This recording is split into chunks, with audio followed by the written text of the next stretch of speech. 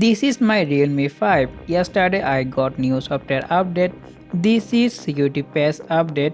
Security patch December 2021 and January 2022 security update. This update fixed all the bugs and issues. So let's start the update. This is new version available on Android 10 Realme UI. Realme UI RMX1911EX11C79.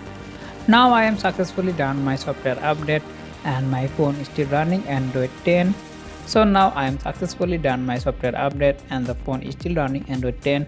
If you guys get any software update in 2022 in your Realme 5 or Realme 5i, so you can easily update your smartphone because the update fixes all the bugs and issues. So today video about that. I hope you guys like this video. If you like this video, please like and share and subscribe the channel. See you to another video. I'm Shadats from Shadats Dayout. Allah Hafiz.